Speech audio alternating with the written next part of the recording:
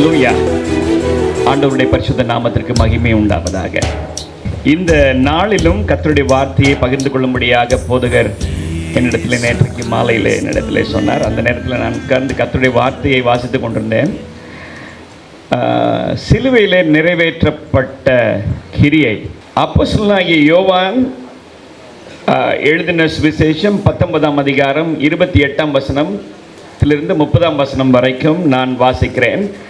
அதன் பின்பு எல்லாம் முடிந்தது என்று இயேசு அறிந்து வேத வாக்கியம் நிறைவேறத்தக்கதாக தாகமாயிருக்கிறேன் என்றார்.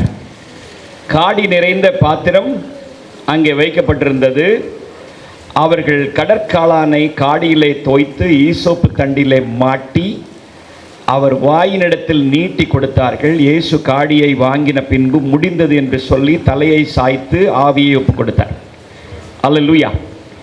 ரெண்டு போர்ஷன்ஸை நம்ம இதில் பார்க்கிறோம். தாகமாக இருக்கிறேன். 30ஆம் வசனத்திலே முடிந்தது என்ற ரெண்டு வார்த்தைகளை நான் இந்த காலவெளியில் உங்களோடு கூட பேச விரும்புகிறேன். ஆண்டவராகிய இயேசு ஒரு மகா புருஷர். அவரை காட்டிலும் சிறந்தவர் ஒருவரும் இல்லை. அவர் அநேக அற்புதங்களை செய்தார். தம்மை அவர் ஆண்டவர் என்று ஜனங்கள் எல்லாருக்கும் முன்பதாக பிரகடனப்படுத்தினார். நான் தான் ஆண்டவர் என்றே சொன்னார். ஆனால் இப்படிப்பட்ட ஒருவரை அந்த யூத மார்க்கத்தின் தலைவர்கள், அவர்களுடைய பிரதான ஆசாரியர்கள், அந்த ரோம பேரரசினுடைய ஆளுநர் பிலாத்து, இவங்க எல்லாரும் சேர்ந்து அவரை கொலை செய்தார்கள். Price the Lord. இவ்வளவு ஆளுமை மிக்க அதுக்கு ஒரு 4 நாளைக்கு முன்னாடி தான் 2 லட்சம் பேர் அவரோடு கூட சேர்ந்து ஓசன்னான்னு சொல்லிக்கிட்டு இவருக்கு பவனியா வந்த ஒரு நபர் தான் இந்த இயேசு. ஆனால் இந்த இயேசுவை கொலை செய்வதற்கு அந்த யூதர்களுடைய தலைவர்களுக்கு தைரியம் வந்தது. Praise the lord. அல்லேலூயா. ஆண்டவர் சிலுவையிலே சொன்ன 7 வார்த்தைகள் நான் உங்களுக்கு ஞாபகப்படுத்த விரும்புகிறேன். லூக்கா 23ஆம் அதிகாரம் 34ஆம் வசனத்திலே, பிதாவே இவர்களுக்கு மன்னியும், தாங்கள் செய்கிறது இன்னதென்று அறியாதிருக்கிறார்களே. லூக்கா 23:43, மெய்யாகவே நீ இன்று என்னுடனே கூட பரதீசில் இருப்பாய். யோவான் 19:26-27 2 வசனங்கள் சொல்லப்பட்டிருக்கிறது. 2 வார்த்தைகள் சொல்லப்பட்டிருக்கு. ஸ்திரீயே, அதோ உன் மகன். சீஷனை நோக்கி, அதோ உன் தாய். 4வது வாக்கியம், 4வது வார்த்தை. 5வது வார்த்தை நாம் இன்றைக்கு வாசித்த வேதவசனம் 19:28 தாகமாய் இருக்கிறேன். 6வது வார்த்தை ஏலி ஏலி லாமா சபக்தானி, மத்தேயு 27:46 சொல்லப்பட்டிருக்கிறது. 6ஆம் வார்த்தை 19:30, யோவான் 19:30 சொல்லப்பட்டிருக்கிறது, முடிந்தது. 7வது வார்த்தை, பிதாவே உம்முடைய கைகளில் என் ஆவியை ஒப்புக் கொடுக்கிறேன். இந்த வார்த்தைகளை ஆண்டவர் சிலுவையிலே சொன்னார். காலையிலே 9 மணி முதல் மத்தியானம் 3 மணி வரைக்கும் 6 மணி நேரம் ஆண்டவர் சிலுவையிலே தொங்கின பொழுது சொன்ன இந்த 7 காரியங்கள், ஒவ்வொரு சமயத்துக்கு ஏற்றபடி இந்த 7 வார்த்தைகளையும் அவர்கள் வரிசையாக அப்படியே ஸ்ட்ரக்சர் பண்ணியிருக்கிறார். ஆண்டவர் சொல்கிறார், ஏலி ஏலி லாமா சபக்தானி. ஆண்டவர் தம்முடைய முகத்தை தம்முடைய குமாரனிலிருந்து மறைத்து கொண்டார். ஆண்டவர் அவரை ஒண்ணுமே தெரியாத மாதிரி அவரை கைவிட்டு விட்டார். மோகன் சொன்ன மாதிரி, மோகனுடைய சாட்சிக்கு அப்புறம் இன்னொரு பிரசங்கமே தேவையில்லை. ஆக்சுவலி மோகன் சொன்ன மாதிரி ராத்திரி எல்லாம் ஒரு ஸ்கூலில் வச்சு அடித்து காலெலாம் ஒடிச்சு அப்பாவால் ஒன்றும் செய்ய முடியல. நேற்றைக்கு மதுரையில் ஒரு தீர்ப்பு வந்துச்சு. சாத்தான்குளம். என்ன தீர்ப்புன்னு தெரியல, பேப்பர்லேயோ நியூஸ்லேயோ எதுலேயுமே வரல. நேற்றைக்கான தீர்ப்பு கொடுக்கப்பட்டிருக்கு. அப்பாவால் பார்த்துட்டு தான் இருக்க முடிஞ்சிச்சு, மோகன் அப்பாவால். கடைசியில் ஒடிஞ்ச காலோட பிள்ளைய கூப்பிட்டு போக முடியாது. ஒரு நிராதரவற்ற நிலை. ஆண்டவராகிய இயேசுவினுடைய அப்பாவுக்கு அப்படி நிராதரவான நிலைமை இல்லை. இன்டென்ஷனலி அப்படின்னா வேணும்னே தான் அவர் ஒன்றுமே தெரியாத மாதிரி பேசாமல் இருந்துக்கிட்டார். அவர் கூட இவ்வளவு நாளைக்கு பிரயாணம் செய்த இயேசுவினுடைய நண்பர்கள், இயேசுவுக்கு பெரிய பெரிய ரசிகர் கூட்டம், சாப்பிட்றதுக்கே 20,000 பேர் ஒரு நாளைக்கு போயிருக்காங்க. அவர் கூடவே 3.5 வருஷம் எல்லா இடத்துக்கும் சுற்றி திரிந்த சீஷர்கள் யோவானை தவிர பாக்கி எல்லாரும் அவரை விட்டுட்டு ஓடி போயிட்டாங்க. என்ன ஒரு காரியம், நம்ம மாதிரி ஆட்களுக்கு என்ன ஒரு எப்படி இதை நம்ம புரிஞ்சுக்கலாம்? முழு தோல்வி. Jesus is utterly defeated. முழுசா இயேசுநாதர் தோத்து போயிட்டார் என்றுதான் நாம கடைசியில் ஒரு முடிவுரை இதற்கு எழுதுறதுக்கு நம்மளால முடியும், நம்மளுடைய அறிவில்.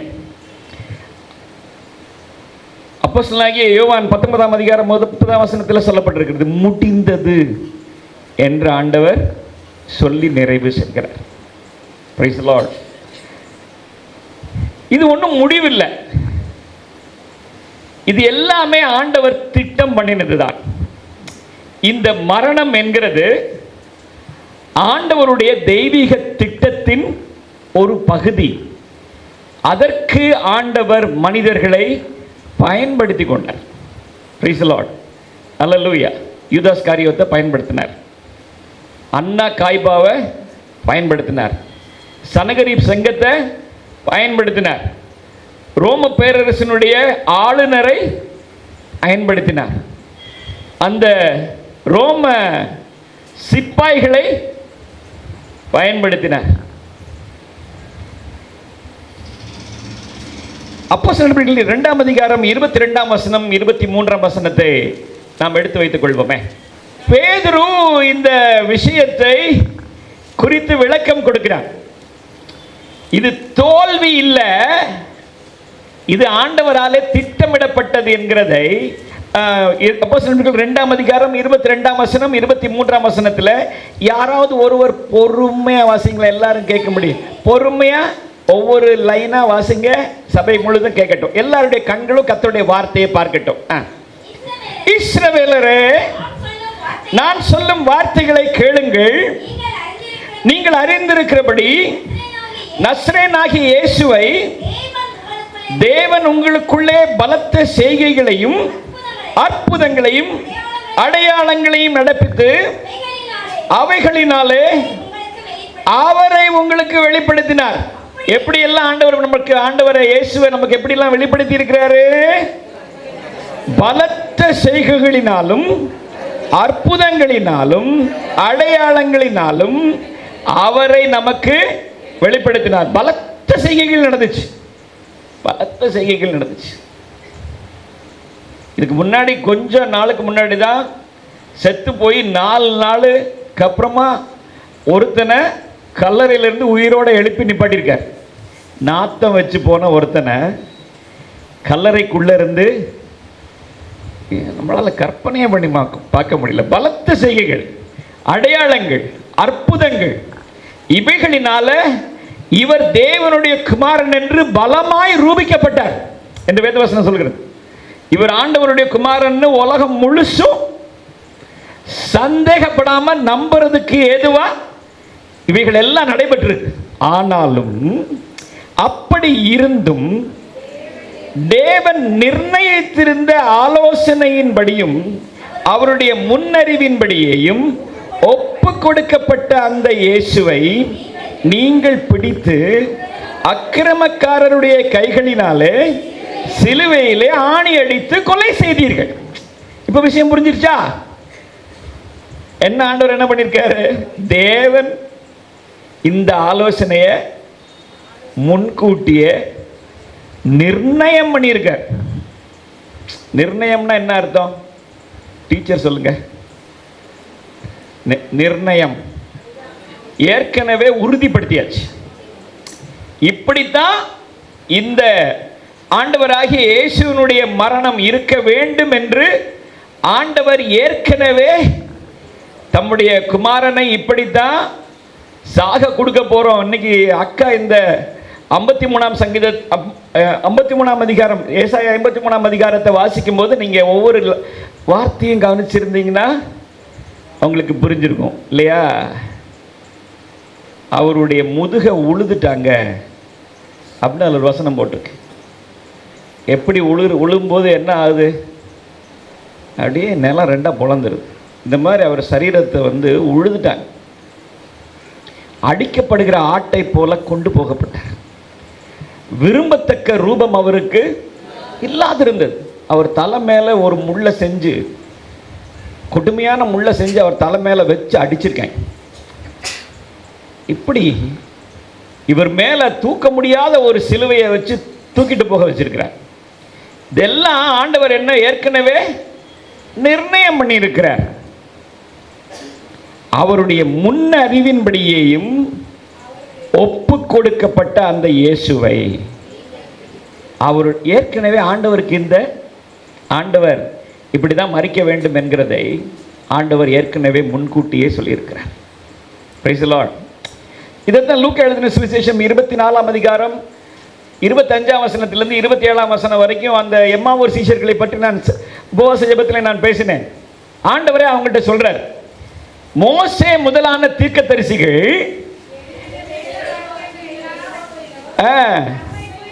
தம்மை குறித்து சொல்லியவைகளை அவர்களுக்கு எல்லாமே விளக்கி சொல்லிட்டார். ஏற்கனவே இந்த ஒரு சுவிசேஷகனாகிய பிலிப்பு 8ஆம் அதிகாரத்தில் அந்த எத்தியோப்பிய மந்திரிக்கு, கந்தாகை ராஜஸ்திரியினுடைய மந்திரிக்கு ஏசாயா 53ஆம் அதிகாரத்தை விளக்கி சொல்றான். அதுல எல்லாமே சொல்லியிருக்கு. இப்படி எல்லாம் இவர் பாடுபட வேண்டும் என்கிற விஷயம் முழுவதையும் ஏற்கனவே சொல்லி இருக்கிறது. சோ மரணம் அடைதல், இப்படித்தான் மரணம் அடைய வேண்டும் என்கிறது ஆண்டவருடைய தெய்வீக திட்டமாய் இருந்தது. சொல்லுங்க. மரணம் அடைதல் என்பது இறைவனின் தெய்வீக திட்டமாய் இருந்தது. நல்ல தமிழ் தானே? நல்ல தமிழ் சொல்லுவோமே. மரணம் அடைதல் என்பது இறைவனின் தெய்வீக திட்டமாய் இருந்தது. யாராவது இனிமே உங்கள்கிட்ட கேட்டாங்கன்னா, செத்து போன ஒரு சாமி எதனா கும்பிட்டு இருக்கீங்கன்னு யாராவது உங்கள்கிட்ட சொன்னா, இது கடவுளுடைய திட்டம், உனக்காக எனக்காக மரிச்சார் அப்படிங்கிற விஷயத்தை தைரியமா இந்த நாள்ல இருந்து சொல்றதற்கு ஆண்டவர் உங்களுக்கு உதவி செய்வாராக. ஆண்டவர் சொல்கிறார். ஒவ்வொரு வசனம் நம்ம சீக்கிரமா கவனிப்போம். லூக்கா 23:34 சொல்லப்பட்டிருக்கிறது, பிதாவே இவர்களுக்கு மன்னியும், தாங்கள் செய்கிறது இன்னதென்று அறியாதிருக்கிறார்களே என்றார். ரோமர் 3ஆம் அதிகாரம் 10ஆம் வசனத்திலிருந்து 12ஆம் வசனம் வரைக்கும் சொல்லப்பட்டிருக்கிறது, அப்படியே நீதிமான் ஒருவனும் இல்லை. ரோமர் 3:10-12. அந்தபடியே நீதிமான் ஒருவனாகிலும் இல்லை, உணர்வுள்ளவன் இல்லை, தேவனை தேடுகிறவன் இல்லை, எல்லாரும் வழி தப்பி ஏகமாய் கெட்டு போனார்கள், நன்மை செய்கிறவன் இல்லை, ஒருவனாகிலும் இல்லை. ரோமர் 6:23. ரோமர் 6:23. பாவத்தின் சம்பளம் மரணம். தப்பு செய்கிறவனுக்கு தண்டனை இருக்கு. மனுஷ பிறவியா இருக்கிறவங்கள தப்பு செய்தவங்களுக்கு தண்டனை இருக்கு.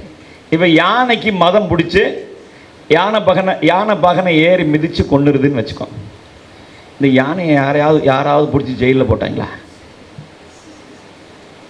அதுக்கு தண்டனை கிடையாது. நல்ல பாம்பு கடிச்சு செத்து போயிட்டான். நல்ல பாம்பை பிடிச்சி யாராவது ஜெயிலில் போட்டாங்களா? இதுக்கெல்லாம் தண்டனை கிடையாது. மனிதர்களுக்கு பாவம் செஞ்சா தண்டனை மரணம்ங்கிற விஷயம் கர்த்தருடைய வார்த்தையில சொல்லப்பட்டிருக்கிறது. ஆதாம் பாவம் செய்கிறதுனால தேவனுடைய தோட்டத்திலிருந்து வெளியேற்றப்பட்டான். அன்னைக்கு தான் ஆண்டவர் சொன்னார், உன் வித்துக்கும் ஸ்திரீயின் வித்துக்கும் பகை உண்டாக்குவேன்.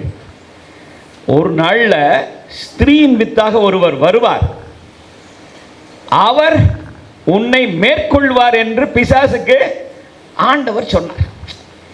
இதை ஞாபகப்படுத்துறதுக்கு தான் யோவான் 2ஆம் அதிகாரத்தில் ஆண்டவர் சொல்றார், ஸ்திரீயே உனக்கு எனக்கு என்ன. அப்ப பிசாசுக்கு அது புரியல. ஆனா அவனுக்கு விளங்குறதுக்கு பின்னாடி ஆண்டவர் சொல்கிறார். ரைட். இப்போ தப்பு பண்றவங்களுக்கு என்ன நடக்குதுங்கிற விஷயத்தை வெளிப்படுத்தின விசேஷம் 19ஆம் அதிகாரம் 20ஆம் வசனத்தில் சொல்லப்பட்டிருக்கிறது. இருவரும் கந்தகம் எரிகிற அக்கினி கடலிலே உயிரோடே தள்ளப்பட்டார்கள். அப்படிதானா? உங்க உங்க உங்க திருப்பதில் எப்படி இருக்கு? வாசிங்க 19:20 கடைசி போர்ஷன் பாருங்க. 19:20 கடைசி போர்ஷன். கந்தகம் எரிகிற கடலிலே தள்ளப்பட்டார்கள். அப்ப பாவம் செய்கிற ஆத்துமா சாகும். பாவம் செய்கிற ஆத்துமா சாகும். எப்படி சாகும்? எரிகிற அக்கினி கடலிலே தள்ளப்படுவார்கள். நம்ம லூக்கா 16ஆம் அதிகாரம் 24ஆம் வசனத்திலிருந்து அப்படியே வாசிக்கும் போது ஐஸ்வர்யவான் ஆகிய ஒரு மனுஷன் இருந்தார். ஆண்டவர் ஒரு உவமையை சொல்றார். லாசருன்னு ஒருத்தன் அவங்க வீட்டு வாசல் இருந்தா. இந்த ஐஸ்வர்யவான் ஆகிய மனுஷனும் லாசரும் 2 பேரும் செத்து போனாங்க. லாசரு எங்க போயிட்டான்? ஆபிரகாமினுடைய மடிக்கு போயிட்டான். ஆபிரகாமினுடைய மடிக்கு போயிட்டான். ஆனா இந்த ஐஸ்வர்யவான் எங்க போயிட்டான்? 24ஆம் வசனத்தை வாசிங்களே. என் நாவை ஆபிரகாமே, இப்ப யார் இந்த இங்க நரகத்தில் இருக்கிறவனுக்கு அப்பா பேர் என்ன? அவங்க ஆபிரகாம் மகன் தான். ஆபிரகாம் மகன் தான். எங்க போயிட்டான்? நரகத்துக்கு போயிட்டான். என் தகப்பனாகிய ஆபிரகாமே, நீர் எனக்கு இறங்கி லாசரு தன் விரலின் நுனியை தண்ணீரிலே தோய்த்து என் நாவை குளிர பண்ணும்படி அனுப்ப வேண்டும். இந்த அக்கினி ஜுவாலையிலே வேதனைப்படுகிறேன். 26ஆம் வசனத்துல அப்ப ஆபிரகாம் அவருக்கு பதில் சொல்றாரு, இங்க இருந்து அங்க பரவ முடியாது, அங்க போயிட்டா இங்க வரவும் முடியாது, உங்களுக்கு எங்களுக்கு நடுவுல பெரிய பிளப்பு இருக்கிறது, பெரும் பிளப்பு உண்டாக்கப்பட்டிருக்கிறது. அப்போ சொல்றான் 27ஆம் வசனத்துல, அப்போ தகப்பனே எனக்கு இன்னும் 5 பிரதர்ஸ் இருக்காங்க, 5 சகோதரர் இருக்காங்க, அவங்கக்கிட்ட லாசருவை அனுப்பி ரட்சிக்கப்பட்டுருங்க, ரட்சிக்கப்பட்டுருங்க, இங்க வந்து அவங்க கஷ்டப்பட வேண்டாம் அப்படின்னு ஒருத்தர் நரகத்திலிருந்து சொல்றான். அல்லேலூயா. அப்ப நரகத்துக்கு போன ஒவ்வொருவனுடைய குரல் எப்படி இருக்கும்னா, இங்க வந்துடாத அப்படின்னு சொல்ற ஒரு குரல் தான் நரகத்திலிருந்து கேட்கும். ஏன்னா அது வந்து அந்த அந்த டெம்பரேச்சர் வந்து அவ்வளோ பெருசு, அந்த சூடு வந்து அவ்வளோ பெருசு. சாகவும் மாட்டான், அப்படியே கிடந்து கஷ்டப்பட்டுக்கிட்டே இருப்பான். Price the Lord. அப்போ பிதாவே இவர்களுக்கு மன்னியும், ஆதாம் பாவம் செய்ததினால் நித்திய மரணத்திற்கு ஏதுவான தண்டனைக்கு உள்ளானான். ஆதாம் பாவம் செய்ததினாலே நித்திய மரணத்திற்கு ஏதுவான தண்டனைக்கு உள்ளானான். ஹல்லேலூயா. ரெண்டாவது வார்த்தைக்கு பார்க்கலாமே. மெய்யாகவே நீ இன்று என்னோடு கூட பரதேசில் இருப்பாய். லூக்கா 23:43 சொல்லப்பட்டிருக்கிறது. 2 கள்ளன்ல ஒரு இவங்க வேலை என்ன? இவங்க திருடுறது. ஆனா ஒருத்தன் பக்கத்தில் படுத்துக்கிட்டு அந்த அந்த சிலுவையில், நீ தேவனுடைய குமாரனானால் உன்னை ரட்சிச்சுக்கோ, எங்களையும் காப்பாத்து. ஆண்டவர் நினைச்சிருந்தா எவ்வளோ பேர் அனுப்பி ஆண்டவரை காப்பாற்றிருந்துருக்கலாம். ஆனால் ஆண்டவருடைய திட்டத்தில் அது இல்லை. ஆனால் ஒருத்தன் சொல்கிறான், என்ன சொல்கிறான்? ஆண்டவரே அந்த அந்த அந்த அந்த அந்த கள்ளன்ட்ட சொல்கிறான், இவரோ இந்த மாதிரி நம்ம கூட சேர்ந்து தொங்குறதுக்கு எந்த குற்றமும் செய்யவில்லை. அந்த தன்னுணர்வு அவனுக்கு வருகிறது. Price the Lord. ஆண்டவர் அவனை பார்த்து என்ன சொல்கிறார்? ஆண்டவரே, பாவியாகி என் மேல் கிருபையாயிரும். இன்னைக்கு மோகன் சொன்ன அந்த ஒரு விஷயம், ஒரு நாள் ராத்திரியில் எடுத்த தீர்மானம் 35 வருஷமாக ஒரு மனுஷனை இந்த இடத்துக்குள்ளே கொண்டு வந்து கட்டி எழுப்பி குடும்பஸ்தனாக்கி ஆண்டவர் மதிக்கிற மாதிரி ஒரு இடத்துல உயர்த்தி வச்சிருக்கார். அல்லேலூயா. ஒருவேளை அந்த நிலைமையில் இருந்தால் கேவலமாக மற்றவர்கள் கரங்களால் அடிபட்டு செத்து போயிருக்க வேண்டியதுதான். எங்கள் அப்பா சொல்லுவார், ஒன்று நான் ஜெயிலில் கிடந்து செத்துருப்பேன். எங்கள் அப்பா சொன்ன வார்த்தை இதுதான். ரட்சிக்கப்படாமல் இருந்திருந்தேன்னா, இல்லைன்னா பெரிய அரசியல்வாதியாக இருந்திருப்பேன். Price the Lord. ஆனால் மனிதர்களால் மதிக்கப்பட முடியாது. Price the Lord. ஆண்டவரை ஏற்றுக்கொண்ட பொழுது அவர் தகுதியான பாத்திரமாக அவனை பரலோகத்துக்கு கொண்டு போவதற்கு தகுதியான ஒரு மனிதனாக ஆண்டவர் அவனை அந்த நிமிஷத்தில் சிலுவையில் மாற்றினார். நீ இன்றைக்கு என்னோடு கூட இருப்பாய். ஆண்டவர் ஒரு நாளைக்கு அப்போஸ்தலனாகிய பவுல் சொல்கிறான், நான் மூன்றாம் வானம் வரைக்கும் எடுத்துக்கொள்ளப்பட்டேன். நான் அப்போ சரீரத்தில் இருந்தேனா இல்லையா என்று எனக்கு தெரியாது. Price the Lord. இங்கே கொண்டு போய் காமிச்சிட்டு வந்துட்டார். அவனை கொண்டு போய் பரலோகம் எப்படி இருக்குங்கிற விஷயத்தை காமிச்சிட்டு வந்துட்டார். Price the Lord. அதை உணர்ந்து அவன் எடுத்துக்கிறான். அல்லேலூயா. நாம் தேவனுடைய பிள்ளைகளாக இருக்கிறோம். அல்லேலூயா. நாம் தேவனுடைய பிள்ளைகளாக இருக்கிறோம். அவருடைய இரத்தத்தினாலே நாம் தேவனுடைய பிள்ளைகளாக இருக்கிறோம். Praise the lord. அல்லேலூயா. மூன்றாவது வார்த்தை யோவான் 19ஆம் அதிகாரம் 26ஆம் அதிகாரம் 27ஆம் வசனத்தில் ரெண்டு வசனத்தையும் சேர்த்து வாசிக்கலாம். ஸ்திரீயே, அதோ உன் மகன், அதோ உன் தாய். இயேசுநாதர் கூட நிறைய சகோதரர்களும் சகோதரிகளும் பிறந்தார்கள். ஆனால் அவர்களால் இயேசு ஏற்றுக்கொள்ளப்படவில்லை. அம்மாவுக்கு மட்டும்தான் அந்த வெளிப்பாடு.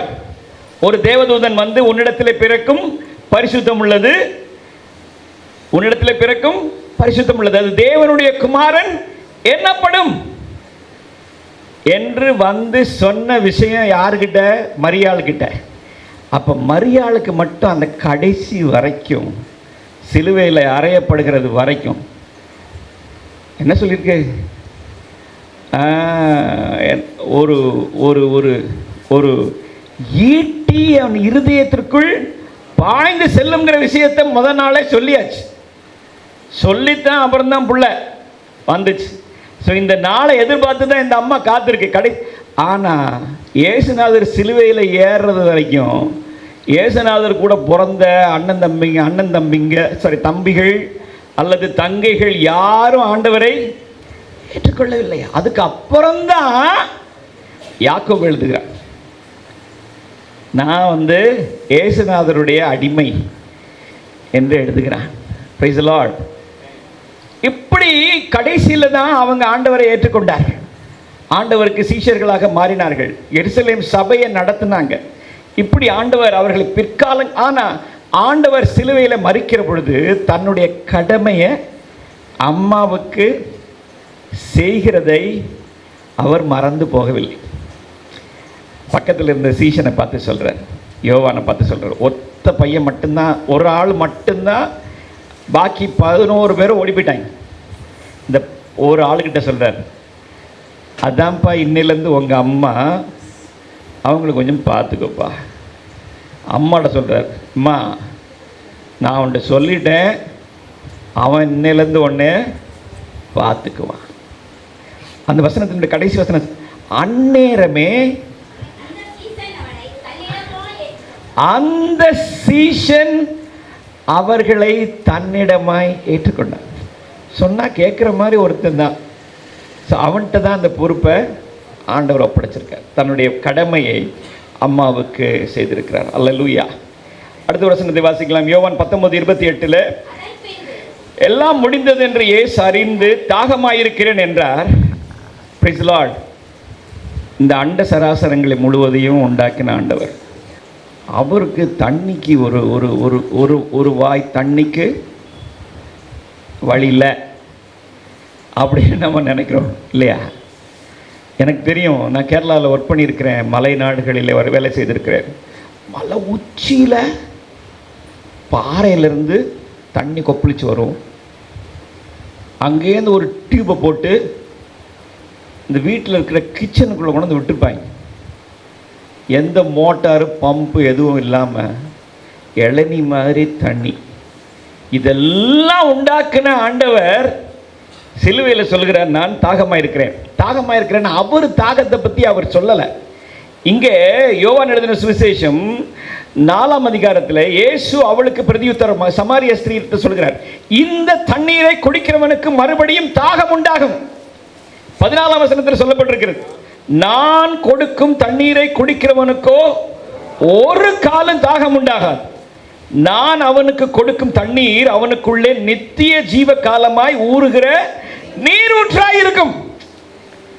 ஆண்டவர் எந்த தாகத்தை பற்றி சொல்றாருன்னா, தவிச்சு போய் நிற்கிறாங்களே ஆண்டவரே,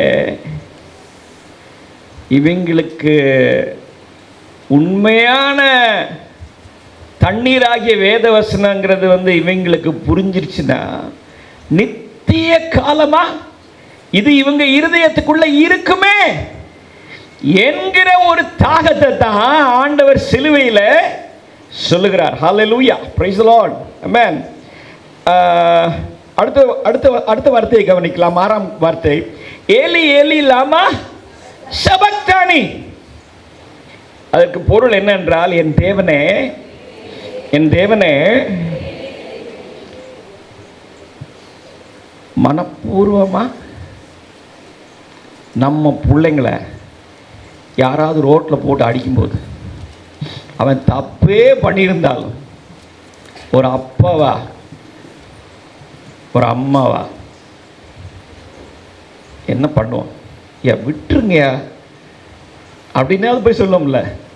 நான் இனிமே இவனை, மோகன் சொன்ன அந்த வார்த்தைகளை ஜஸ்ட் நான் கனெக்ட் பண்ணுறேன். இனிமே அவன் தப்பு பண்ணாமல் நான் பார்த்துக்கிறேன், அப்பா கொடு.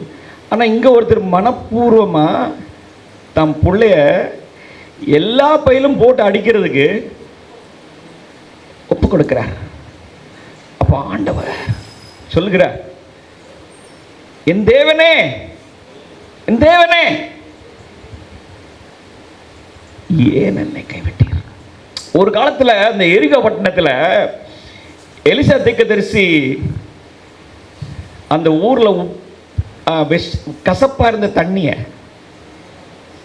கொஞ்சம் உப்பு கொண்டு போய் போட்டு சுகமாக்கி விட்டார். தண்ணியை, அந்த தண்ணீர் குடிக்கிறதுக்கு சுகமாகி விட்டது. அப்படிதானே? ஆரோக்கியமாகி மாறிட்டு, நம்ம ஊர் பாஷையில் சொல்கிறேன், சுகமாக மாறிடுச்சு, நல்ல தண்ணியாக மாறிடுச்சு. இதை முடிச்சுட்டு இப்படி போகும்போது, மலை மேலே ஏறி போகும்போது, அந்த ஊரில் இருந்த சின்ன பிள்ளைங்க எல்லாம் சேர்ந்து அந்த தீர்க்கதரிசியை பார்த்து மொட்டை தலையா ஏறிப்போ அப்படின்னு கேலி பண்ணாங்க. தன்னுடைய தீர்க்கதரிசியை கேலி பண்றத பார்த்துக்க சகிக்காத ஆண்டவர் காட்டிலிருந்து கரடியை அனுப்பி அந்த பிள்ளைங்களெல்லாம் கீறி போட்டது என்று வேதத்தில் வாசிக்கிறோம். ஒரு தன்னுடைய தீர்க்கதரிசியினுடைய அவமானத்தை ஆண்டவரால் பொறுக்க முடியல. வேத ஆண்டவர் சொல்றார், உன் கையை நீட்டு என்று சொன்ன பொழுது சூம்பின கையுடையவனுடைய கை மறு கையை போல் ஆயிற்று என்று வேதத்தில் வாசிக்கிறோம். இப்போ அப்பா சொல்லி, அப்பா ஆண்டவர் தன்னுடைய பையனை போட்டு அடிக்கிறவனை பார்த்து இந்த கையில் மடங்கிருட்டும் அப்படின்னு மனசுக்குள்ள நினைச்சாலே ஒரு கை எந்திரிக்காது. சொல்லலை. ஏன்னா அப்படி சொல்லியிருந்தா நாம் மீட்படைவதற்கான திட்டம் பாழ்பட்டு போயிருக்கும். அல்லேலூயா, அல்லேலூயா, அல்லேலூயா. ஸோ 19:20 யோவான் 19:20 முடிந்தது என்று சொல்லி தலையை சாய்த்து ஆவியை ஒப்பு கொடுத்தார். என்ன முடிஞ்சிச்சு? என்ன முடிஞ்சிச்சு? மத்தேயு சுவிசேஷம் முழுசும் பார்த்தீங்கன்னா, மத்தேயு புஸ்தகம் முழுசும் பார்த்தீங்கன்னா, மத்தேயு 1 அதிகாரம் 1 17 வசனம் வரைக்கும் ஆண்டவருடைய வம்ச வரலாறு சொல்லியிருக்கான்.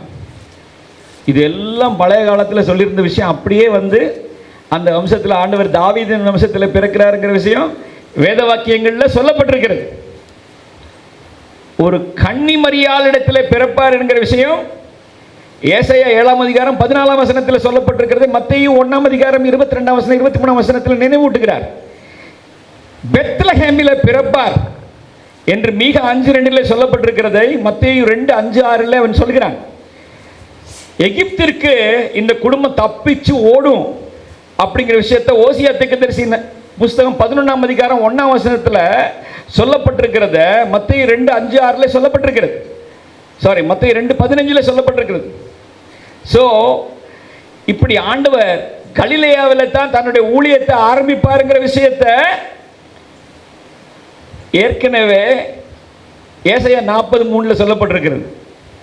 இப்படி யோவான் ஸ்நானகன் வனாந்திரத்தில் கூப்பிடுகிறவனுடைய சத்தம் வரும்னு ஏசாயா 40:3 சொல்லப்பட்டிருக்கிறது. கலிலேயாவில் ஊழியத்தை ஆரம்பிப்பாருங்கிறத ஏசாயா 9:1-2 சொல்லப்பட்டிருக்கிறது. ஆண்டவர் எல்லாரையும் சுகமாக்குவாருங்கிறது ஏசாயா 53:4 அவருடைய தழும்புகளாலே குணமானோம் அப்படிங்கிற விஷயத்தை மத்தேயு 8:17 சொல்லப்பட்டிருக்கிறது. சங்கீதம் 78:2 அவர் மறைபொருள்கள் மூலமாய் நம்மோடு கூட போதிப்பார், ஊமைகளாய் அவர் பேசினதை மத்தேயு 13:35 சொல்லப்பட்டிருக்கிறது. ஆண்டவர் கழுதை மேலே ஏறி வருகிறது, 30 வெள்ளிக்காசுக்கு விற்கப்படுகிறது, குற்றம் சாட்டுகிறவர்களுக்கு முன்பாக மௌனமாக இருக்கிறது. அவருடைய உடுப்பின் மேலே, அவருடைய சட்டை மேலே, மேலையாடை மேலே சீட்டு போடப்பட்டது. 3 நாள் பூமிக்குள்ளே இருப்பார். யோனா மீனின் வயிற்றிலே 3 நாள் இருந்தான் என்கிறதை மத்தேயு 12:40 சொல்கிறார். இப்படி தீர்க்க தரிசனங்கள் எல்லாவற்றுக்கும் நிறைவாக ஆண்டவர் இந்த உலகத்தில் வந்தார். அவருக்கு அப்புறமா நிறைவேறாத தீர்க்க தரிசனம்னு ஒன்று இல்லை. அதனால தான் ஆண்டவர் சொல்லுகிறார், முடிந்தது, எல்லாம் முடிஞ்சிருச்சு, there is nothing. இனி நிறைவேற்றுவதற்கு ஒன்றும் இல்லை. ஆண்டவருடைய திட்டத்தில் நம்ம எல்லாரும் இருக்கிறோம். வேதவசனம் சொல்கிறது, என் கருவை உம்முடைய கண்கள் கண்டது, அவைகள் உருவேற்படும் நாட்கள் உம்முடைய புஸ்தகத்தில் எழுதியிருக்கு. நம்ம ஒவ்வொருவரையும் குறித்து மீட்பின் திட்டத்தில் பிதாவானவர் கண்டிருக்கிறார். அதனால் தம்முடைய முகத்தை, தம்முடைய குமாரனை நினைச்சிருந்தா அவரை விடுவிச்சிருக்கலாம். இதில் வசிக்கிறோம், அவன் ஆபிரகாமின் மடியிலே கொண்டு போய் விடப்பட்டான். எனக்கு 2 பேர குட்டிங்க இருக்காங்க. என் மடியில் ஏறி உட்கார்ந்துருக்கும் போது அவங்க பாதுகாப்பாக உணர்றாங்க. இதில் ஏறி உட்கார்றதுக்கு போட்டி நடக்குது இல்லையா? 2 பேர் இருக்காங்கன்னா ஒரு போட்டி நடக்குது. ஆண்டவருடைய பாதுகாப்பின் வளையத்துக்குள்ள இந்த காலவேளையில் கடந்து வரும். இது ஏதோ நம்ம செத்து போன ஒரு ஆண்டவரை நம்ம ஆராதிக்கலை. இந்த இயேசுநாதர் 3ஆவது நாளிலே மறுபடியும் உயிர்த்தெழுந்தார். இன்றைக்கும் ஜீவிக்கிறார். ஒரு நாளைக்கு திரும்பி வருவார். அவர் சொல்கிறார், உங்களுக்காக ஒரு ஸ்தலத்தை ஆயத்தம் படுத்துகிறேன். ஆண்டவர் நம்ம கூட இருக்கிறதுக்கு நித்தம் பரிசுத்த ஆவியானவரை நம்ம கூட தந்திருக்கிறார். அவர் அவருடைய பரிசுத்த ஆவி உங்களுக்குள்ளே இருக்கும்போது அது உங்களை சகல சத்தியத்திற்குள்ளும் வழி நடத்தும். இந்த ஆண்டவர் ஒரு நாளைக்கு திரும்பி வரப்போகிறார். எழும்பி நிற்கலாமா?